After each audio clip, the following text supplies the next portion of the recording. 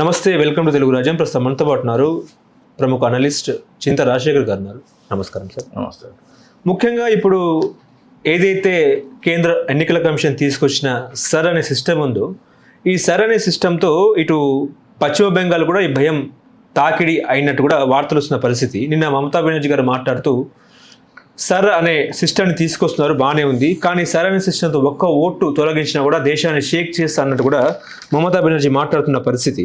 ఇప్పుడు ఈ సర్ అనే సిస్టమ్ మీదనే గతంలో బీహార్ ఎన్నికల్లో కూడా దాదాపుగా 60 లక్షల ఓట్లు తొలగించారని చెప్పేసి కూడా రాహుల్ గాంధీ పదే ఆరోపణలు చేసిన నేపథ్యంలో మీరేం చెప్తారు సార్? ఇప్పుడు మీరు కూడా ఈవీఎం ట్యాంపరింగ్ మీద, అదేవిధంగా ఎన్నికల కమిషన్ మీద పోరాడుతున్నారు కాబట్టి మీ ఉద్దేశం ఏంటి? సార్ సిస్టమ్ మంచిదే అంటారా?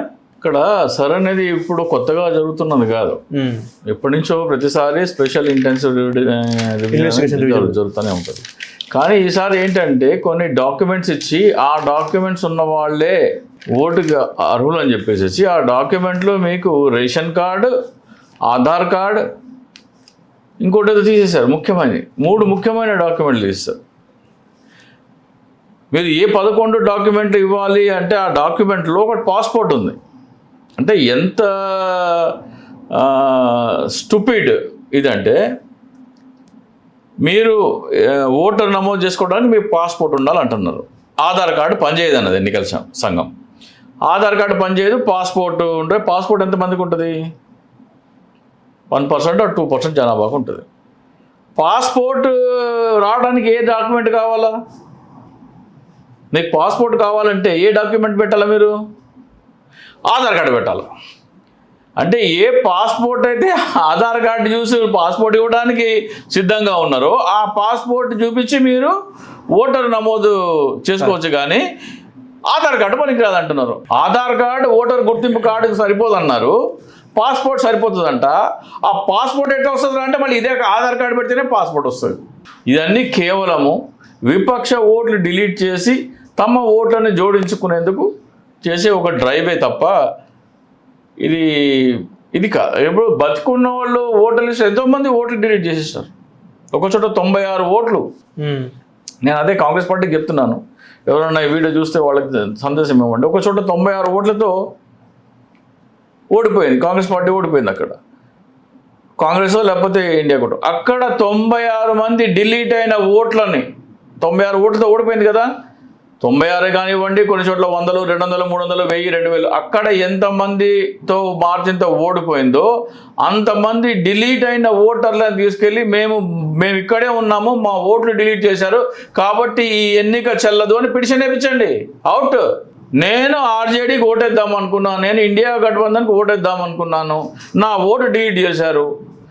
నా ఓటు ఉంటే నేను ఇండియా గఠబంధన్కి ఓటేసేవాడిని కాబట్టి నా ఓటు డిలీట్ చేసి వీళ్ళు గెలిచారు. ఇదిగో 96 ఓట్లతో గెలిచావా, ఇదిగో 200 మంది ఉన్నారు ఇక్కడ, వీళ్ళు ఆర్జేడీ ఓటర్లు. ఇలా అదే వేయండి, పిటిషన్ వేయండి. అక్కడ కాంగ్రెస్లో కూడా ఆర్జేడీలో కూడా ఎవరు ఏం చేస్తుండో ఏమో నాకైతే అర్థం కాదు. మేమైతే దేశవ్యాప్తంగా ఒక డ్రైవ్ అయితే మొదలుపెట్టాం. బీహార్లో, ఉత్తరప్రదేశ్లో, తెలంగాణలో, అవకాశం ఉంటే ఆంధ్రప్రదేశ్లో కూడా ఒక డ్రైవ్ అయితే మేము రాస్తున్నాం. బీహార్ ఇప్పుడు ఈవీఎం ట్యాంపరింగ్ జరిగిందంటానికి ఆధారాలు ఏముంటాయి? ఎక్కడుంటాయి అవి? ఈవీఎంలోనే ఉంటాయి. ఈవీఎంలో ట్యాంపరింగ్ చేసావా లేదా అనే ఆధారం ఎక్కడ ఉంటుంది? ఈవీఎంలోనే ఉంటుంది. ఆ ఆధారాలన్నీ ఎవరి ఆధీనంలో ఉన్నాయి? ఇప్పుడు ఎన్నికల సంఘం ఆధీనంలో ఉన్నాయి. ఎన్నికల సంఘం ఆధీనంలో ఉన్న ఈవీఎంలన్నీ తక్షణమే సైన్యానికి అప్పచెప్పాలని, ఆ ఈవీఎంలో ఉన్న మైక్రో కంట్రోలర్కి ఎటువంటి ఆదేశాలు వెళ్ళాయి అంటే మైక్రో కంట్రోలర్కి ఒక ప్రోగ్రామింగ్ ఇస్తారు, కోడింగ్ ఇస్తారు. అది ఏమని కోడింగ్ ఇచ్చారు. అలాగే ఎన్నికల సంఘం ఏముంటుందంటే ఈవీఎం ఒక స్టాండ్ అలోన్, అంటే దానికి బయట నుంచి ఎటువంటి ఇంటర్ఫీరెన్స్ ఉండదు, ఎటువంటి సిగ్నల్స్ రిసీవ్ చేసుకోవడం కానీ, ఎటువంటి ఆదేశాలు తీసుకోవడం కానీ, పంపడం కానీ ఉండదు అని ఎన్నికల సంఘం అంటోంది. అరే నువ్వెవడ పోయి చెప్పడానికి? ఇప్పుడు దాంట్లో ఏమన్నా పెట్టాడేమో, చిన్న చిప్ యాడ్ చేస్తే అయిపోతుంది కదా. బయట నుంచి నువ్వు వైఫైయో లేకపోతే బ్లూటూతో ఏదైనా సరే సిగ్నల్స్ తీసుకుని డేటాని మ్యానిపులేట్ చేయడానికి ఇంత శనగబద్దంత చిప్ చాలు దాంట్లో యాడ్ చేస్తే. అదంటే యాడ్ చేసాట లేదని నువ్వేట చెప్తావు. ఈవీఎం తయారు చేసేది ఎవరు?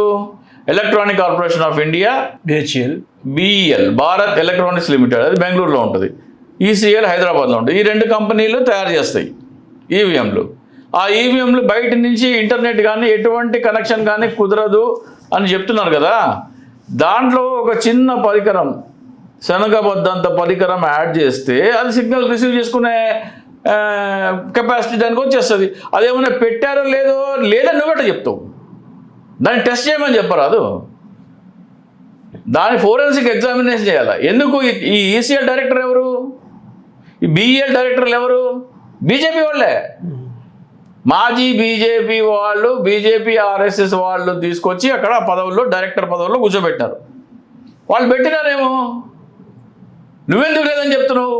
టెస్ట్ చేయకుండా ఎందుకు చెప్తున్నావు లేదని? మైక్రో కంట్రోలర్ వెరిఫికేషన్ చేయమంటేనేమో 2024లో సుప్రీంకోర్టు ఆదేశాలు ఇచ్చింది.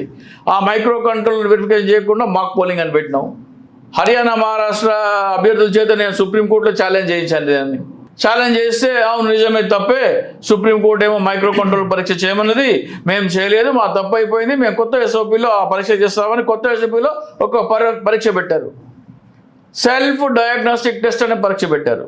సెల్ఫ్ డయాగ్నోస్టిక్ టెస్ట్ అంటే ఏంటంటే ఈవీఎంలో 3 పార్ట్స్ ఉంటాయి, control unit, ballot unit, VVPAT. ఈ మూడింటికి కనెక్షన్ ఇస్తారు కదా, అవి 3 సరిగ్గా కనెక్షన్ సరిగ్గా ఉంది అని, మూడింటికి కనెక్షన్ వైరింగ్ సరిగ్గా అయ్యింది అని చెప్పేదే self diagnostic test. Micro control verification అంటే ఏంటి? నువ్వు ఏ పార్టీ బటన్ వచ్చితే ఆ పార్టీకే ఓటు వెళ్ళాలని కమాండ్ ఇచ్చినవా, లేకపోతే ఒక పార్టీకి ఓటేయమంటే నీకు ఇష్టమైన పార్టీకి, నీకు కావాల్సిన పార్టీకి ఓటు ట్రాన్స్ఫర్ చేసుకునే దానికి ఆదేశం ఇచ్చడం అనేది మైక్రో కంట్రోలర్ వెరిఫికేషన్ తెలుస్తుంది. అంటే దాంట్లో కోడింగ్ ఏం రాశారు, అంటే దాంట్లో ప్రోగ్రామింగ్ ఏం రాశారు అనేది తెలవాలంటే మైక్రో కంట్రోలర్ది ఫోరెన్సిక్ ఎగ్జామినేషన్ చేయాలి. అది చేయమంటే 2024లో అది ఎగ్గొట్టి మాక్ పోలింగ్ పెట్టినావు. అరే మాక్ పోలింగ్ ఎందుకు పెట్టినావంటే ఇప్పుడు తీసి సెల్ఫ్ డయాగ్నోస్టిక్ టెస్ట్ అని చెప్తున్నావు. నీ దొంగ నాటకాలేంది, నీ దొంగ నాటకాలేంది జ్ఞానేశ్వర్ కుమార్? అది అయిపోయిందా? ఎన్నికల సంఘం ఏమో మీరు ఎన్నికలైన 7 రోజుల లోపల మీరు ఈవీఎం వెరిఫికేషన్ కోసం అప్లై చేసుకోవాలని చెప్పింది. ఒకవేళ 1 జనవరిన ఫలితాలు ప్రకటిస్తే 8 జనవరి లాస్ట్ డేట్ అవ్వాలా. కానీ జ్ఞానేశ్వర్ కుమార్ ఏం చేస్తున్నాడు, రాజీవ్ కుమార్, గణేష్ కుమార్ దాన్ని 7 జనవరికే చేస్తున్నారు. 6 రోజులకు కుదించినారు దాన్ని. నువ్వు ఎన్నికల ఫలితాలు లెక్కబెట్టిన తర్వాత 2-3 స్థానాల్లో ఉన్నవాడిది నువ్వు ఎప్పుడు ఇస్తున్నావు లెటర్? నువ్వు సాయంత్రం 5 గంటలకు ఇస్తావు. సాయంత్రం 5 గంటలకు ఇచ్చినప్పుడు ఆ రోజు చివరిలో ఇచ్చినప్పుడు ఆ రోజు ఎట్లా దరఖాస్తు చేసుకుంటాడు వాడు? 1వ తారీఖు నాడు, జనవరి 1వ తారీఖు నాడు సాయంత్రం 5 గంటలకి నువ్వు 2వ స్థానంలో ఎవడు, 3వ స్థానంలో ఎవరో ప్రకటిస్తావా? జనవరి 7వ తారీఖుకి 7 రోజులు అవుతుందా? హర్యానాలో ఏమైంది తెలుసా? అక్టోబర్ 8న ఫలితాలు వచ్చినాయి. అక్టోబర్ 8న ఫలితాలు వస్తే అక్టోబర్ 15 లాస్ట్ డేట్ అవ్వాలా. నేను అక్కడ ఉదయ్ భాన్ అనే ఒక పిసిసి ప్రెసిడెంట్ ఉంటే నాకు తెలిసిన ఒక జర్నలిస్ట్ ద్వారా ఆయన కాంటాక్ట్ అయ్యి ఓడిపోయిన కాంగ్రెస్ అభ్యర్థులు అందరూ వీవీప్యాట్ ఈవీఎం వెరిఫికేషన్ కోసం అప్లై చేయాలని చెప్పగా 14వ తారీఖు నాడు ఆయన ఒక సర్కులర్ ఇచ్చినాడు. ఓడిపోయిన క్యాండిడేట్స్ అందరూ రేపు 15వ తారీఖు లాస్ట్ డేట్ కాబట్టి రేపు అప్లై చేయాలని. వీళ్ళందరూ ఒక 3 డజన్ల మంది పోయినారు. నిన్ననే అయిపోయింది లాస్ట్ డేట్ అంటారు. ఎట్లా బాబు అయిందంటే ఇగో మా ఎస్ఓపీలో అట్లా రాసింది అంటారు. 1వ తారీఖు వాళ్ళ టైంలో ఏమని రాశారంటే టైం లైన్లో 1వ తారీఖు నాడు ఫలితాలు వెలువడితే 7th లాస్ట్ డేట్ అంట అప్లై చేసుకోనికి. వీళ్ళు ఎట్లా ఐఏఎస్ ఆఫీసర్ అయ్యండి నాకు అర్థం కాదు. సుప్రీంకోర్టు ఏం చెప్పింది? ఓడిపోయిన వాళ్ళు 2-3 స్థానాల్లో ఉన్న వాళ్ళు చేరి 5% ఈవీఎం వెరిఫికేషన్ కోసం అప్లై చేసుకోవచ్చని చెప్పింది. ఒకవేళ ఇద్దరు చేస్తే ఇద్దరు ఈయన 5 ఆయన అదే చెయ్యాలా. ఒకవేళ ఇద్దరు అప్లై చేస్తే చెరి 2.5% ఇస్తూ ఉంటారు. సుప్రీంకోర్టు ఇచ్చింది వాళ్ళకి అధికారం చెరి 5% అప్లై చేసుకోవడానికి. దీన్ని బట్టి చూస్తే ఈవీఎం వెరిఫికేషన్ని ఎట్లయితే అట్లా ఎంత వీలైతే అంత తగ్గించాలని, దాన్ని అవాయిడ్ చేయాలని ఎన్నికల సంఘం చూస్తుంది. ఈవీఎం వెరిఫికేషన్లో మీరు బట్టబయలైపోతుంది. సో ఇప్పుడు ఈవీఎంలో ట్యాంపరింగ్ జరిగిందా లేదా అనే ఆధారం ఏంటి? ఈవీఎంలో ఉన్న కంట్రోల్ యూనిట్, బ్యాలెట్ యూనిట్, వీవీప్యాట్లో ఉన్న మైక్రో కంట్రోలర్ ఫోరెన్సిక్ పరీక్ష చేస్తే అది బయటపడుతుంది. అవి ఫోరెన్సిక్ పరీక్ష చేయాలని, అప్పటి వరకు ఈవీఎంలన్నీ సైన్యం ఆధీనంలో ఉంచాలని లెటర్లు రాస్తున్నాం. ఎవరికి? భారత ప్రధాన న్యాయమూర్తి గారు. ఎందుకు లెటర్ రాస్తున్నామంటే రాహుల్ గాంధీ ఎప్పుడైనా సరే ఈవీఎంల మీద కానీ ఎన్నికల సంఘం మీద కానీ అంటారంటే ఎన్నికల సంఘం ఏమంటుంది తెలుసా? ఓడిపోయినాడు కాబట్టి ఆయన ఏడుస్తున్నాడు, ఓడిపోయిన ప్రతి పార్టీ ఈవీఎంల మీద ఏడుస్తుంది, ప్రజలకి ఈవీఎంల మీద పూర్తి విశ్వాసం ఉన్నది, ప్రజలకి ఎటువంటి కంప్లైంట్ లేదు అని చెప్తుంది. అరే ప్రజలకే కంప్లైంట్ ఉన్నదిరా బాబు, అని ప్రజలు కంప్లైంట్ చేయాలా? ప్రజలు ఎవరికి కంప్లైంట్ చేయాలా? ఎన్నికల సంఘానికి కంప్లైంట్ చేస్తే అది తీసుకుపోయి చెత్తబుట్టలో పడేస్తుంది. కాబట్టి నాకు ఈవీఎంల మీద నమ్మకం లేదు. ఈవీఎంలో బీహార్లో జరిగిన ఈవీఎంలో ఫోరెన్సిక్ పరీక్ష జరగాలి అని భారత ప్రధాన న్యాయమూర్తి గారికి లెటర్ రాస్తున్నాను. ఏమని? నా ఓటు దొంగలించబడింది కాబట్టి ఈవీఎంలో ట్యాంపరింగ్ జరిగిందా లేదా అనే ఆధారాలు ఎన్నికల్లో ఉపయోగించిన ఈవీఎంలోనే ఉంటాయి. ఈ రోజున ఎన్నికల్లో ఉపయోగించిన ఈవీఎంలు బీహార్లో ఉన్నాయి కాబట్టి వాటి ఫోరెన్సిక్ పరీక్ష చేయాలి అని భారత ప్రధాన న్యాయమూర్తి గారికి దేశం వ్యాప్తంగా లెటర్స్ రాయటం కార్యక్రమం మొదలైంది. మహారాష్ట్రలో మొదలైంది, బీహార్లో మొదలైంది, రేపో మాపో ఉత్తరప్రదేశ్, రేపో మాపో తెలంగాణలో కూడా మొదలవుతుంది. ఆంధ్రప్రదేశ్లో కూడా ఎవరికైనా ఆసక్తి ఉంటే రాయొచ్చు. ఆ లెటర్ కావాలంటే నాకు ఈమెయిల్ చేస్తే, నా ఈమెయిల్ ఐడి వచ్చేసి rsreoChinta@gmail.comకి మీరు ఈమెయిల్ చేస్తే ఈ ఎన్నికల సంఘం గురించి ఎటువంటి కంప్లైంట్ ఇవ్వాలి సుప్రీంకోర్టుకి అనేది ఈ లెటర్ ఫార్మాట్ పంపిస్తాను. సో ఏం చేస్తానంటే వీళ్ళందరూ లెటర్ రాసిన తర్వాత డజన్ మందో 15 మందో 20 మందో 50 మందో 100 మందో ఆ లెటర్ పట్టుకొని పోస్ట్ ఆఫీస్ ఎదురుగా క్యూలో నిలబడతారు. సెల్ఫీ వీడియో తీసుకుంటారు. ఈ 100 మంది సెల్ఫీ వీడియో తీసుకుంటారు. మేము ఓటర్లము, మాకు ఈవీఎంల మీద అనుమానాలు ఉన్నాయి కాబట్టి బీహార్లో ఈవీఎంలను ఫోరెన్సిక్ పరీక్ష చేయాలి. బీహార్లో ఉన్న ఈవీఎంలన్నీ ఫోరెన్సిక్ పరీక్ష జరిగే వరకు సైన్యం ఆధీనంలో ఉంచాలని వీళ్ళందరూ లెటర్ రాస్తారు. ఇది కనీస బాధ్యత ఉన్న ప్రతి ఒక్కరు రాయాలి. ప్రతి ఒక్కడు ఈ బీజేపీ ఈవీఎం ట్యాంపరింగ్ చేస్తుందని ఏడ్చుకుంటే ఇంట్లో కూర్చుంటే కాదు, వెళ్ళాలా, ఇది డౌన్లోడ్ చేసుకోవాలా, 5 పేజీల మీద సంతకం పెట్టాలా, చివరి పేజీల వివరాలు పూర్తి చేయాలా, సుప్రీంకోర్టు ప్రధాన న్యాయమూర్తి గారికి స్పీడ్ పోస్ట్ చేయాలా, 55 రూపాయలు 60 రూపాయలు ఖర్చు అవుతుంది. ఈ మాత్రం చేయకుండా ఈవీఎం ట్యాంపరింగ్ జరుగుతుంది, ఈవీఎంలతో మోసం చేస్తున్న ఇంట్లో కూర్చుని పని కాదు.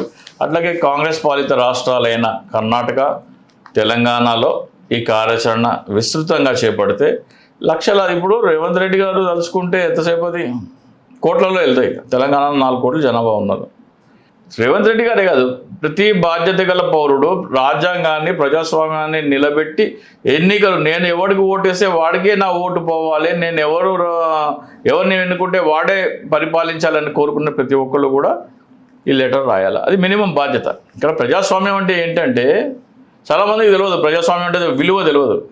ప్రజలే స్వాములుగా ఉన్న దేశం, ఏ దేశానికి ప్రజలే స్వాములో దానిని ప్రజాస్వామ్య దేశం అంటారు. స్వామి అంటే ఏంటి? యజమాని. ఏ దేశానికి ప్రజలే యజమానులో దాన్ని ప్రజాస్వామ్య దేశం అంటారు. నీ దేశాన్ని, నీ ఓటే నీ చేతిలో లేనప్పుడు నువ్వెక్కడ ప్రజాస్వామ్య దేశంలో ఉన్నావు? నువ్వు ఎవరికి ఓటేస్తున్నావో వాడికి ఓటు ఎవడికో పోతుంది. సో దాని మీద ప్రతి ఒక్కరూ ఈ లెటర్ రాయాలని చెప్పేసి ఇందాక నేను చెప్పిన మెయిల్ ఐడి rsreoChinta@gmail.com పంపిస్తే ఈ లెటర్ పంపిస్తాను. దాన్ని ప్రింట్ చేసి నా 5 పేజీల మీద సంతకం పెట్టి చివరి పేజీలో వివరాలు పూర్తి చేసి సీల్ చేసి స్పీడ్ పోస్ట్ చేయాలి. అవకాశం ఉంటే స్పీడ్ పోస్ట్ ఒక 10-12 మంది కలిసి వెళ్ళి ఒక సెల్ఫీ వీడియో తీసి ఆ వీడియో కవర్ చేత పెట్టుకొని సెల్ఫీ వీడియో తీసి ఈవీఎంలో ఫోరెన్సిక్ పరీక్ష జరగాలి, ఈవీఎంలన్నీ బీహార్లో ఉన్న ఈవీఎంలన్నీ సైన్యానికి అప్పచెప్పాలి అని ఆ వీడియోలో చెప్పి మీ సోషల్ మీడియాలో స్ప్రెడ్ చేస్తే దేశవ్యాప్తంగా ఇది ఒక ఉద్యమంగా మారి మన దేశ ప్రజాస్వామ్య ఎన్నికల ప్రక్షాళన జరిగే అవకాశం ఉంటుంది. జై హింద్. హలో, తెలుగు రాజ్యం ఛానల్ చూస్తున్నారా? సామాజిక రాజకీయ జీవన చిత్రణే తెలుగు రాజ్యం. అతిశయోక్తులు అసత్యాలు ఉండవు. రాజకీయ కోణం కాదు, ప్రజా కోణమే కొలబద్ద. తెలుగు రాజ్యం వీక్షణ మీ ఉత్తమ అభిరుచికి నిదర్శనం.